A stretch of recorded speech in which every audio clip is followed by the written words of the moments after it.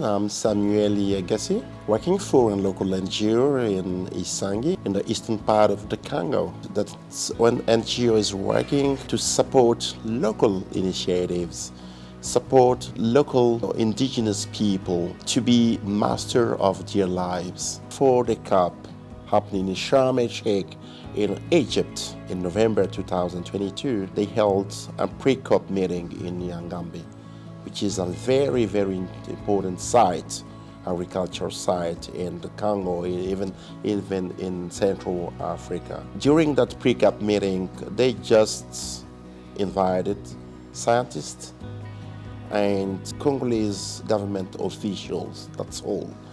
And local people were not involved. Even for us, we have a local community radio. We sent a journalist there. They didn't get accreditation.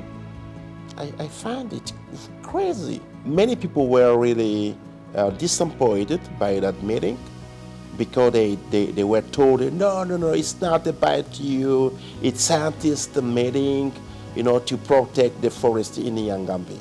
Okay, but I really would like to mention, if we really want to fight the consequences of the climate crisis, we need to involve everyone. And the climate crisis is not only a scientific problem. It's a scientific problem, of course, but it's also social and economic problems.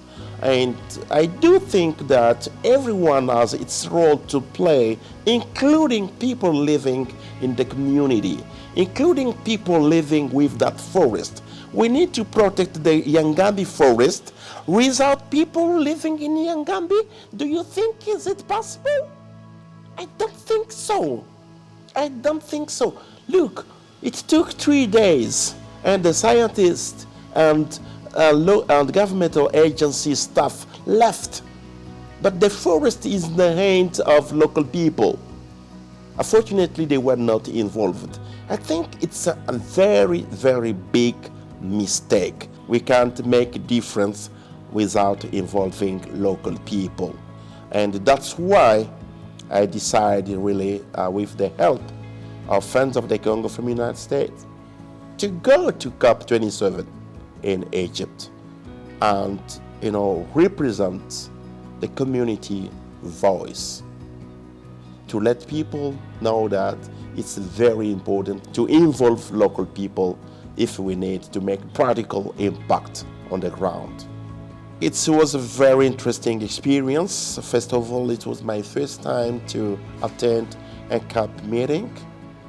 I got the opportunity to talk, on behalf of local people, and I was heard. And then it was also a big opportunity to learn from other people. I was moving from one pavilion to another of different countries, African countries and Asian countries, American countries.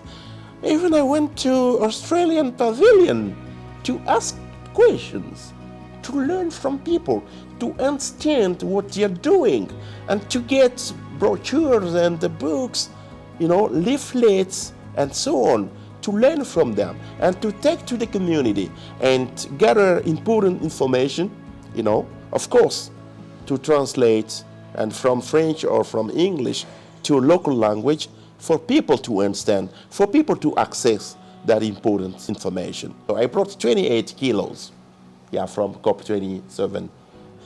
We need to stop looking at community, just poor communities or local communities or indigenous people, just as beneficiaries of our actions or initiatives. We need to look at them as a real and critical partners.